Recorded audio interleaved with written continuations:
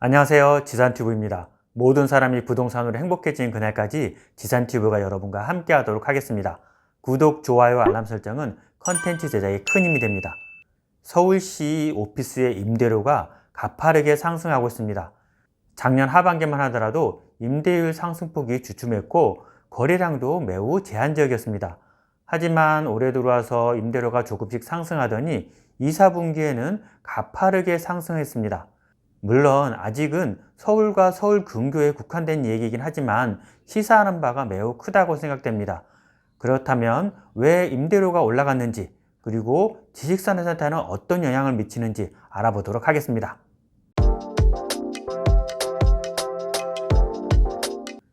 일반적으로 임대료와 공실률은 상관관계가 있습니다. 공실률이 낮아지면 임대료가 상승하는 흐름을 보이기 때문이죠. 바로 수요와 공급 때문입니다. 하지만 최근 임대료 상승에는 특이한 점이 있습니다. 바로 서울권의 공실률이 변화가 없다는 것입니다.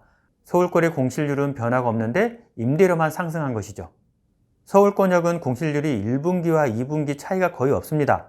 올해 2분기 도시권역인 CBD의 공실률은 3.7%로 전분기 대비 0.2% 상승했습니다. 강남권역인 GBD는 1.2%로 1분기 대비 0.7% 하락했습니다. 스케일타워가 준공하면서 일시적으로 공실률이 올라갔으나 현대자동차그룹이 건물 전체를 통임차했습니다. 역시 대기업이네요. 마지막으로 영등포 권역인 YBD는 2.8%로 1분기 대비 0.8% 상승했습니다.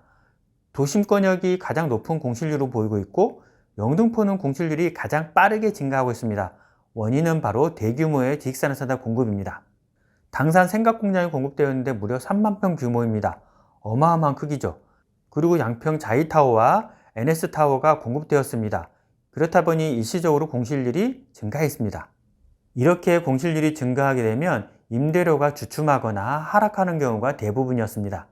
하지만 최근 영등포에 공급된 지식산업센터의 임대료는 상승을 하고 있습니다. 신축 지식산업센터를 기준으로 4월 달에 전용평당 11만원 전후에서 거래가 되었습니다. 하지만 최근에는 전용평당 13만원 전후에서 거래가 되고 있습니다. 이상하죠? 공실률이 올라가는데 임대료도 상승을 했습니다. 그럼 왜 그런지 그 원인을 좀 알아보도록 하겠습니다. 일반적으로 오피스는 프리미엄급, A급, B급, C급 이렇게 4가지로 구분이 됩니다. 그리고 가격 상승은 주로 프리미엄급이나 A급 오피스가 가격을 주도하게 됩니다. 최근 코로나19가 엔데믹 시대를 맞이하면서 신규 오피스에 대한 수요가 급증했습니다. 특히 코로나 특수를 누렸던 IT나 바이오 쪽에서 기업이 성장하면서 많은 오피스가 필요하게 된 것입니다. 또 코로나 시기에는 재택근무를 했기 때문에 기업이 성장하더라도 사무실을 확장할 필요가 없었습니다. 하지만 엔데믹이 되면서 바로 사무실이 필요하게 된 겁니다. 기업이 성장하면서 사무실을 확장하는 거기 때문에 주로 프리미엄급이나 A급 오피스가 인기를 많이 끌고 있는 상황입니다. 그리고 오피스 공급이 부족합니다. 오피스 공급 부족은 여러 차례 영상에서 말씀을 드렸습니다. 하지만 이 오피스 부족을 해결하기 위해서는 대규모의 오피스 공급이 이루어져야 되나 향후 오피스 공급이 이루어진다는 계획이 많지 않기 때문에 이 현상은 오래도록 갈 것으로 보여집니다. 마지막으로 금리에서 문제를 찾을 수 있습니다. 금리가 너무 높다 보니 사무실을 구하는 기업은 높은 금리 때문에 매매보다는 임차를 선호하게 된 것입니다. 그렇지 않아도 사무실이 부족한데 임대 물건들이 부족하게 되면서 더 임대료 상승을 부추긴 영향이 큽니다. 지금 우리나라의 경기는 매우 안 좋은 상황입니다. 이런 상황에서도 임대료가 상승을 하고 있다? 만약 경기가 좋아진다고 하면 임대료가 더 높이 올라갈 것으로 보여집니다. 그렇다면 임대료의 상승이 지식산업센터에는 어떤 영향을 미칠까요? 기업이 가장 원하는 곳은 바로 도심권입니다. 그 도심권에서도 강남권을 가장 선호합니다. 강남권의 공실률이 가장 낮은 것을 보더라도 명확하게 드러나는 현상입니다. 서울의 지도를 보시면 강남권을 중심으로 수많은 지하철 역사가 존재합니다. 그만큼 교통 편의성이 있다는 것이고 그만큼 인기가 많다는 겁니다. 다만 강남권에는 지식산업센터가 없습니다. 수도역 쪽에 한 곳이 있기는 하지만 강남권이라고 말씀드리기엔 조금 무리가 있습니다. 하지만 강남권은 임대료도 매우 비싸고 공실률도 부족하기 때문에 사무실이 절대적으로 부족합니다. 그러다 보니 주변으로 옮기게 되는 것입니다. 성수나 문정, 영등포 쪽으로 옮기게 되는 것이죠. 그렇다고 그곳으로 갔을 때 사무실이 많이 있느냐? 그렇지 않습니다. 대부분 요즘에 공급되는 것들이 지식산업센터 위주로 공급이 되고 있습니다. 그런데 지식산업센터는 근무 환경이 매우 우수합니다. 저희 사무실도 지식산업센터에 입주해 있는데 근무 환경이 매우 좋습니다. 역과 거리도 가깝고요. 그러다 보니 일반 오피스에 비해서 강점이 많습니다. 실제 입주해 보셔서 사용해 보시면 알게 됩니다. 더군다나 사업주 입장에서는 관리비도 매우 저렴하기 때문에 경영에 많은 힘이 될 것으로 생각되는 것이 바로 지식산업센터입니다.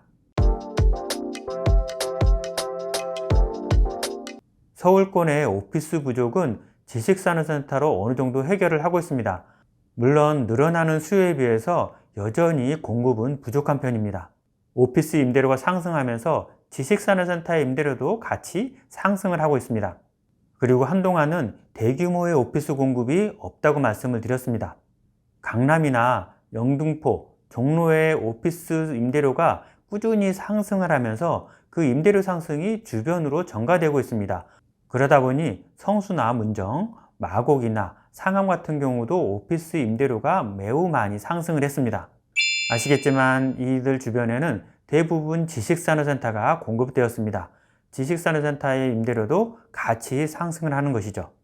지식산업센터에 투자하신 많은 분들이 금리 때문에 고민이 많습니다.